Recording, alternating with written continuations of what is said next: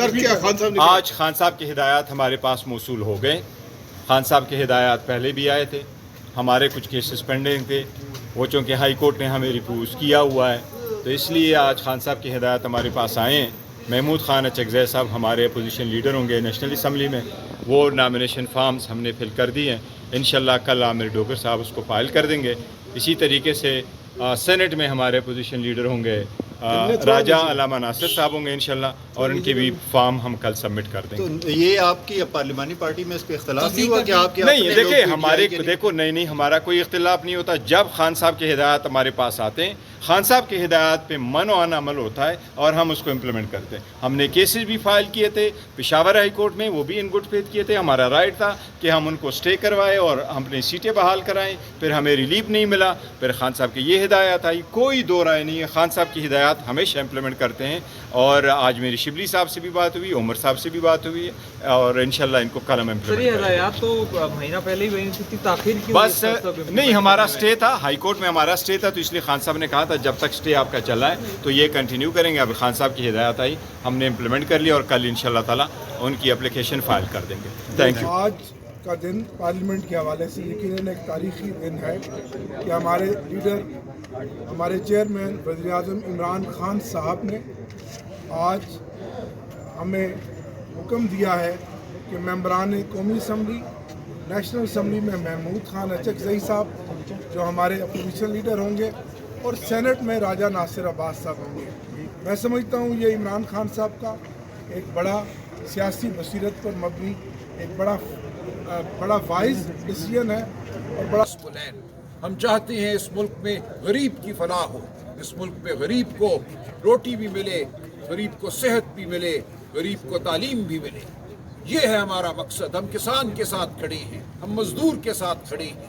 وہ مزدور جس کو وہ اجرت نہیں ملتی جس کا وہ مستحق ہے، وہ کسان جس کو وہ قیمت نہیں ملتی فصل کی جس کا وہ مستحق ہے.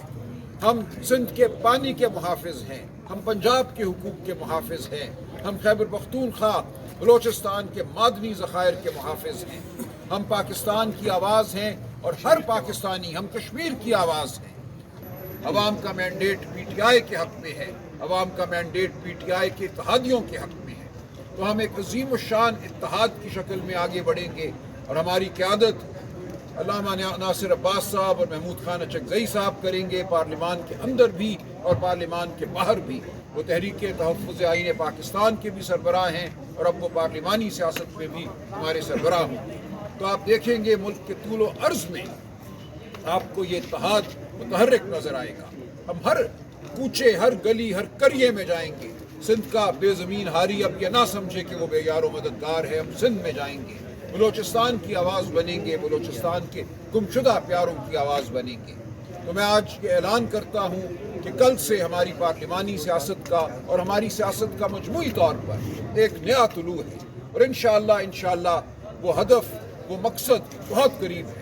ہم کامرانی پائیں گے، پاکستانیوں کی حرمت کو بحال کریں گے، آئین کو بحال کریں گے، قانون کو بحال کریں گے، شرافت کو بحال کریں گے. آج کا دن پارلیمنٹ کے حوالے سے یقیناً ایک تاریخی دن ہے کہ ہمارے لیڈر، ہمارے چیئرمین وزیر اعظم عمران خان صاحب نے آج ہمیں حکم دیا ہے کہ ممبران قومی اسمبلی نیشنل اسمبلی میں محمود خان اچکزئی صاحب جو ہمارے اپوزیشن لیڈر ہوں گے، اور سینٹ میں راجہ ناصر عباس صاحب ہوں گے. میں سمجھتا ہوں یہ عمران خان صاحب کا ایک بڑا سیاسی بصیرت پر مبنی ایک بڑا وائز ڈیسیژن ہے اور بڑا دانشمندانہ فیصلہ ہے کہ محمود خان اچکزئی صاحب جو ایک پسماندہ صوبہ بلوچستان سے تعلق رکھتے ہیں، اور ان کا اپنا ایک سیاسی تجربہ ہے، ان کا اور ان کے اکابرین کی طویل جدوجہد ہے جمہوریت کے لیے، آئین اور قانون کی بالادستی کے لیے. اور اسی طرح راجہ ناصر عباس صاحب جو سینٹ میں MWM کے سربراہ ہیں، اور جنہوں نے ہمیشہ MWM نے پاکستان کی تعمیر و ترقی میں آئین کے لیے، جمہوریت کے لیے بے پناہ خدمات انجام دی ہیں، تو وہ سینٹ میں ہمارے اپوزیشن لیڈر ہوں گے.